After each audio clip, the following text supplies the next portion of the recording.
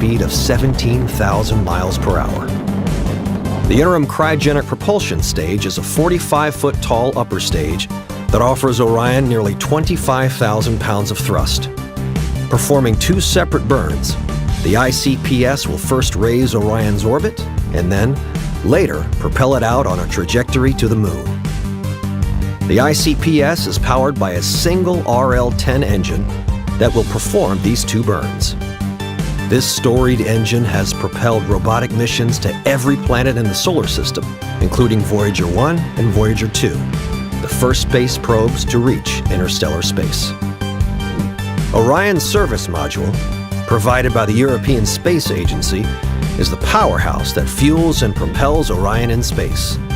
It stores the spacecraft's propulsion, thermal control, electrical power, and critical life support systems, such as water, oxygen, and nitrogen. Orion's crew module is the pressurized segment of the spacecraft, where future crews will live and work on journeys to the moon. Capable of accommodating 4 crew members for up to 21 days, this capsule includes state-of-the-art avionics, innovative crew systems, and the largest heat shield of its kind for entry back into the Earth's atmosphere. Positioned at the top of Orion is the Launch Abort System, designed to pull the crew to safety in the event of an emergency, on the pad or during launch. 3 solid rocket motors can activate in milliseconds, accelerating from 0 to 500 miles per hour in 2 seconds to propel Orion and crew safely away from the rocket. Now fully assembled, Artemis 1 stands at 322 feet. Artemis is no longer a series of separate parts and programs. United together, this is the first of Artemis's arrows, capable of ushering in the next chapter of human lunar exploration. Only together, this mighty system represents all that is possible, all that we are capable of when united around a stunning vision, with each component playing its part in a grander effort. We, the people of NASA and our partners, we, the people of the Artemis generation, all around this beautiful world, will bear witness to what we are capable of. Together, we are going back to the moon.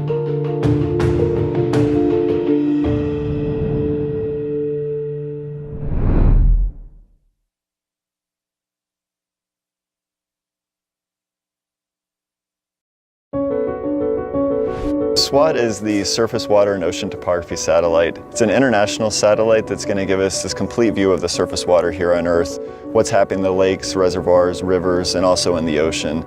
It'll tell us about how sea level is rising along coastlines and in the open ocean, and really give us a good understanding of how surface water is moving about the Earth.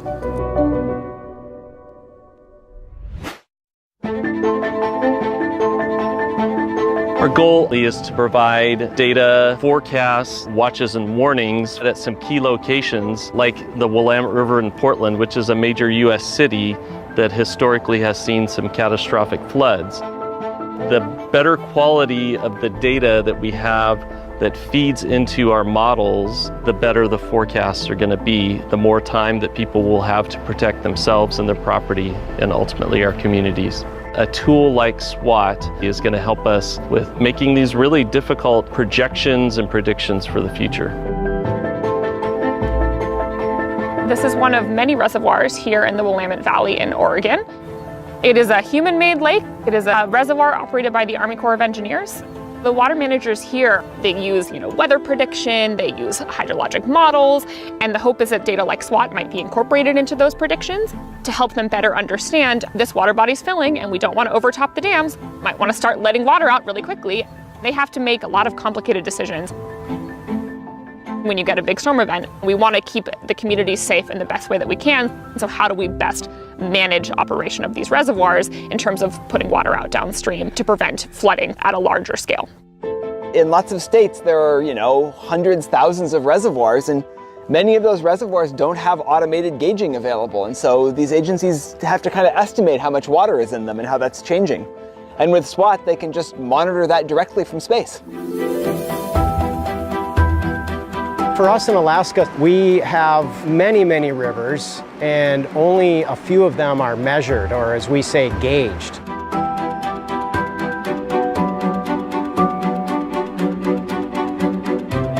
If we have data on when flooding is occurring or might occur, we can get crews out there to look at the bridge to make sure that the bridge and the associated roadway are still safe. If we can start collecting data on all rivers above a certain size remotely from satellites, it really opens up the amount of rivers that we can help understand what happens when they flood or how they flood. And that really improves our ability to manage our infrastructure and to design new infrastructure. That is where SWAT will really make a big difference.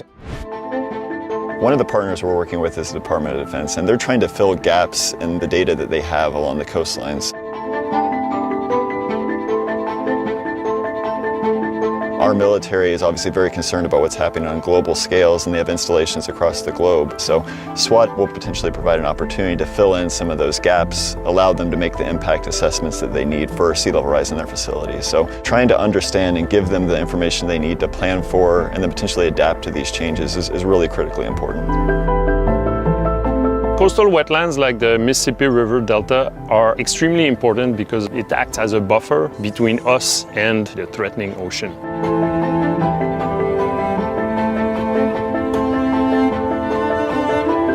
With SWAT, because of its high spatial resolution, we'll be able to resolve water surface elevation right at the coast. So this is quite important because as sea level rises, the ocean will migrate into the land, bringing more salt into the land. So it threatens the infrastructure, the biodiversity in the wetlands along the coast. Hopefully, the types of models that we're producing can support how they decide to manage the river delta.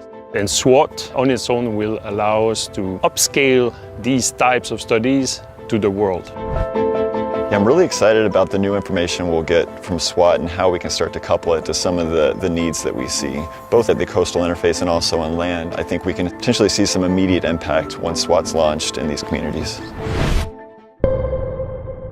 10 years ago, we established our Out and Allied Employee Resource Group at Johnson Space Center.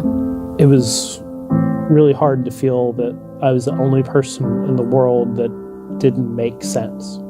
I didn't know what the reactions would be. I think you have to love yourself, realize that you're a good person, realize what you have to offer to the world. It gets better.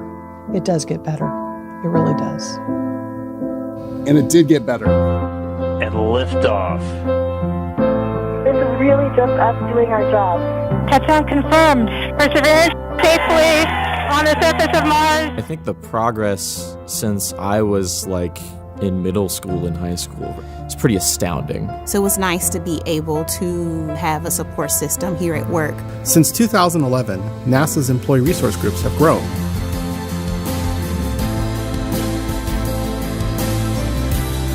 NASA's partnerships have evolved. Liftoff of the Falcon 9 and Crew Dragon. We've diversified.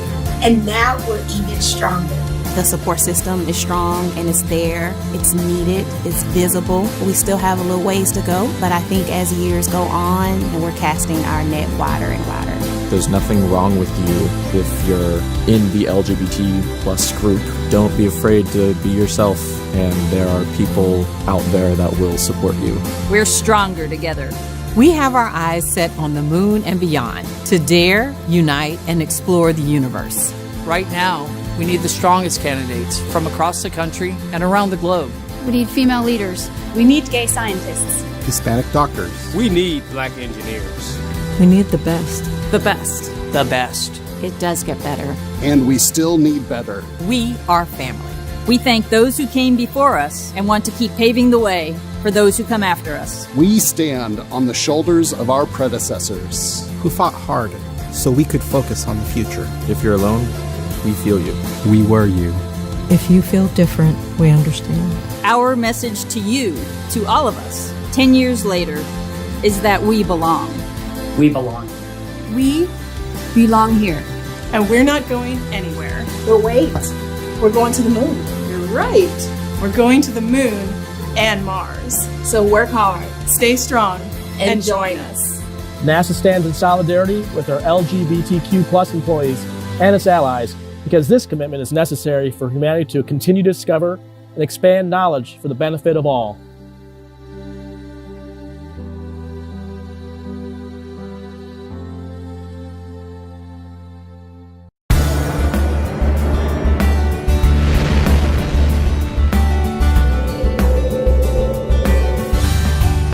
NASA celebrates LGBTQ+ Pride Month.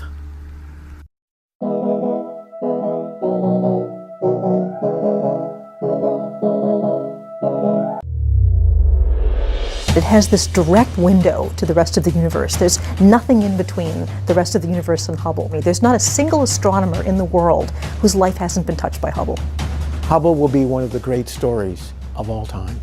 We will remember it with reverence, with the legacy, with the foundation. It gave us the optimism and the hope to reach for bigger things. The world's most brilliant astronomers do miracles with this observatory.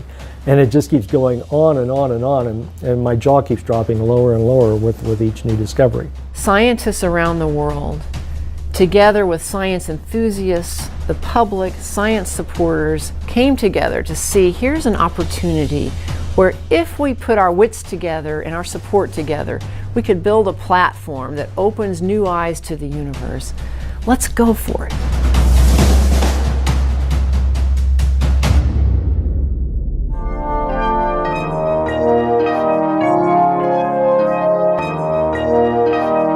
Earthbound telescopes, from Galileo's simple instrument to modern mountaintop observatories, are all hampered by the Earth's turbulent atmosphere. The best place for an observatory is in the heavens. Now, the Space Shuttle, created by NASA, America's space agency, has the ability to put one there. The periodic revisit of the shuttle will allow for the replacement of components and routine maintenance. This ability to service the telescope through human care will extend its lifespan up to 20 years. Telescopes on brief rocket flights have brought us hints of entities we never knew existed. And balloon flights have lifted telescopes 8 miles into the air to take some of the clearest photographs of the sun ever obtained. Another group of astronomers told a recent meeting of the American Rocket Society in San Diego, California, that they are designing a satellite that will carry a bank of telescopes into an orbit 500 miles or 800 kilometers high. By thus sending a telescope up above the Earth's atmosphere, they hope to pierce a blanketing ocean of air that has, for the most part, obscured man's detailed view of the universe.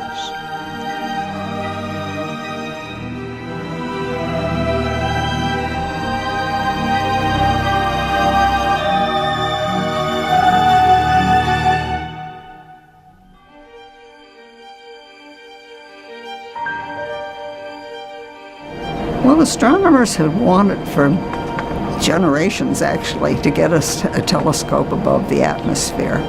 The first reference I'm aware of is back in 1925, that it was suggested that we needed a telescope in space. I've read that one of the astronomers at Princeton, this was probably in the 30s or 40s, said that when he died, he wanted to go to heaven and take a telescope with him. And so when the possibility of a telescope in space opened up, astronomers jumped on the idea.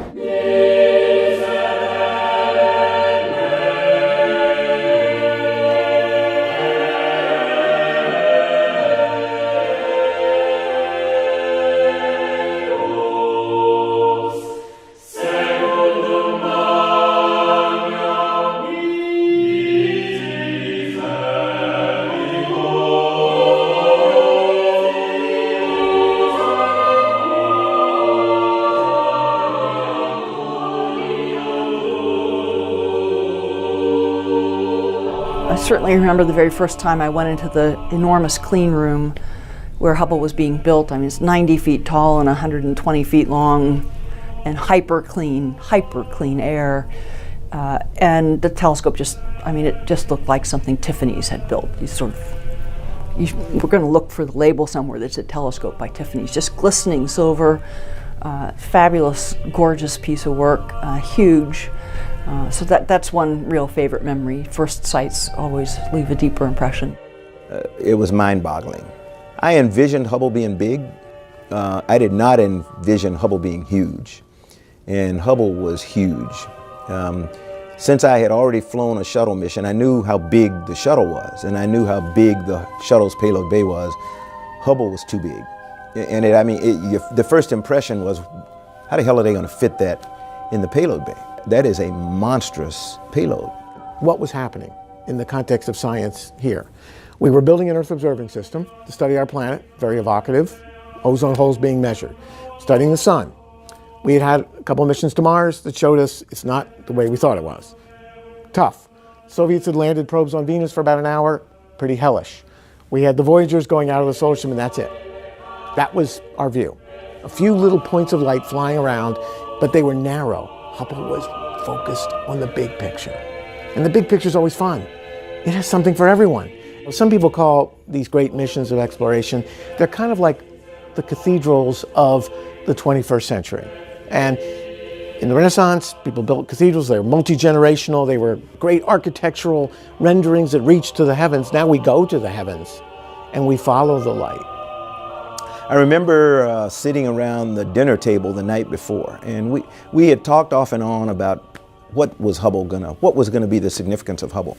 Talking about what we thought Hubble's legacy was gonna be and stuff. I mean, things you can't imagine. None of us could definitively say what we thought it was going to be, but all of us agreed Hubble was going to be something absolutely spectacular that was going to revolutionize the worlds of astronomy and astrophysics. We just didn't know how. And I think we underestimated the scientific and technological significance of Hubble because it has dwarfed what any of us imagined it would ever do. Sound suppression water system has started. T-minus 13 seconds. T-minus 10, go for main engine start. We are go for main engine start, T-minus 6, 5, 4, 3, 2, 1, and liftoff of the Space Shuttle Discovery with the Hubble Space Telescope, our window on the universe.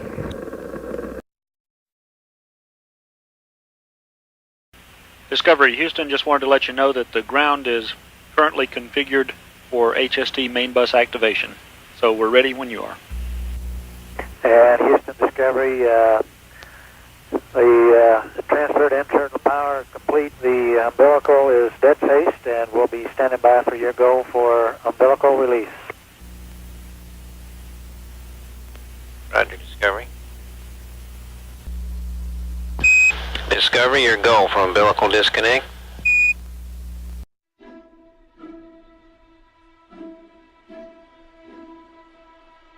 Hubble deploy day did not go well. You know, in the end, we successfully deployed Hubble, and Hubble went on to greater things. Deploy day was long and arduous and nothing at all the way it was planned. From the moment Steve Hawley attached the RMS, mechanical arm, things went wrong. Steve was supposed to be able to just pull out on the translational hand controller and have the arm lift Hubble straight out of the payload bay. That's not what happened. I mean, Hubble's 25,000 pounds of mass. Granted, it's weightless in space, but it's still a 25,000 pound mass. And as he began to lift, it began to twist and turn, and we saw it immediately. And so I said, Steve, stop, something's not right. And so that necessitated Steve now going to a downgraded mode, which was moving joint by joint. So for the next couple of hours, Steve Hawley literally had to lift a little bit, readjust a joint, get it straight again, lift a little bit, readjust a joint, or roll it, or do whatever it was necessary to keep it as much in its orientation as it was in the bay as possible. But that took hours instead of minutes, the way it was supposed to work. The thing about Hubble was, we launched it cradle in the payload bay with electrical power umbilicals attached to the back. And once you pulled the plug on that umbilical, Hubble was on its batteries. And there was a fixed period of time, a maximum period of time, that you could run it on its batteries without the solar arrays being unfolded to sustain and recharge the batteries. If you got to the end of that time, the batteries would reach a point where they were not recoverable. So that's at I forget now how long it was, something on the order of 4 hours. Well, if anything needs an EVA backup, and we could back up all that stuff, we could crank open the solar arrays. And as the crew just confirmed, we're seeing both blankets beginning to unfurl on the port side solar array. So far we see good smooth motion both sides. And so the first solar array, went out both sides, no problem. It took a few minutes, everything was just like it should be. Second solar array sent the command, it got about, 16 inches and quit. Houston Discovery, it looks like motion stopped with just about one panel showing. And we see that too, Lauren. The DCE is off. And as it turned out, of course, the second solar array did not unfurl correctly. It jammed partway out. And Bruce and I left the flight deck and dove down into the middeck with Charlie Bolden and suited up, and we were all buttoned up. The airlock was sealed. In fact, we had dumped half the air out of the airlock. We were about to get the go for EVA and proceed on outside. The other thing I need an answer to is if I can go ahead and commit the EVA with the thought of going out and cranking it out. If whatever they're about to do fails, they want us to just press on to back them up. We need to get on with it. Okay, flight, I'll come back with the answer. And I need answers now. Flight FAO. Go ahead. Yeah, I don't feel comfortable waiting until after I don't either. That's why I want the answers now. Yeah, 6:20 is my drop dead time from adding up all the times. Okay, I'm going to have them press on. All right, Capcom, tell the crew we want them to press on into EVA, and we'll stop them whenever we have to. Just quickly, we got 4 minutes on this pass. Discovery used. Discovery, go ahead. Okay, with the panels that you got out there right now, it's not satisfactory to stay overnight. So we're going to have to move out on the EVA. I was scared. I had never suited anybody who was going to go out in space. And I knew that if I missed something, if I missed a glove, if I didn't get it fastened right, or something on the helmet, they were going to die. And it was going to be my fault. So even though this guy's come out of combat and all other kinds of stuff, I was scared because I had never done this before. And so I knew my crew members were dependent on me. And we were getting ready to let them open the outer hatch when the ground said, "Hey, stop." And we said, "Okay." They said, "We got an idea." We think there may be some problem with the tension monitoring software. We've got the DCE back on. We're going to disable the tension monitoring and resend the proc to deploy the minus SDM. Okay, hit it. And the irony, this is the day of ironies. Early in the morning when the solar array first stopped, Bruce came up with this crazy, Bruce McCandless said, I don't think there's anything mechanically wrong. I think it's the tension monitoring module. And we all looked at Bruce and went, "The what?" Everybody but Kathy. Kathy had heard of the tension monitoring module. And so Bruce said, it's this software module that we put in to protect the solar array. And in case we got a mechanical jam or something, we didn't want to rip it and destroy the telescope. So we have this software module that would stop it until we could diagnose the problem and then correct it and then let it go out. This young man down here at Goddard, and I say young man because as I understand it, he was a very young flight controller, on console said, "Hey, I don't think we've got a mechanical problem. I really think it's the tension monitoring module.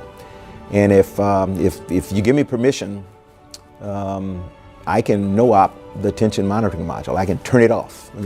I'll make the 1 a 0, and I think everything will be okay."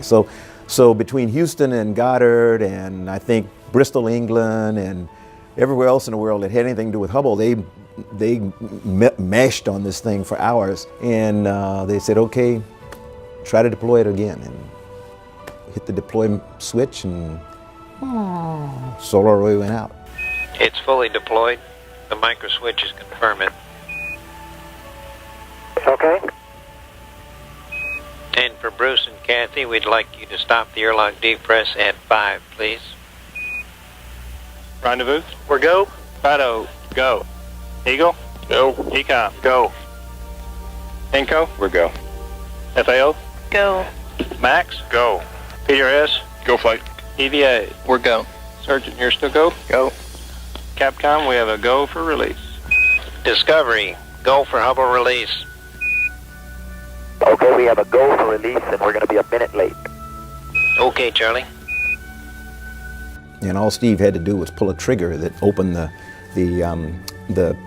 grapples that held the grapple fixture, and it was, I mean, it was breathtaking, and it was beautiful as it got farther and farther away, but it never went out of sight because it was so bright and shiny. So the irony of all of this is that after 5 years working together on the Hubble telescope, longer than any other person on the crew had worked on the Hubble telescope, the view that Bruce and I had at the time that Hubble was deployed was the blank white wall of the inside of the airlock. Never saw it. Kathy has never forgiven me. She blames me for leaving her in the airlock. So, I mean, you know, a couple hours later I go down there. They've got a lot of vacuum time, but no space time, no spacewalk time. And so I repressurize the airlock, get them out, put them back on the wall, get them unsuited and everything, and they're just, but we had a lot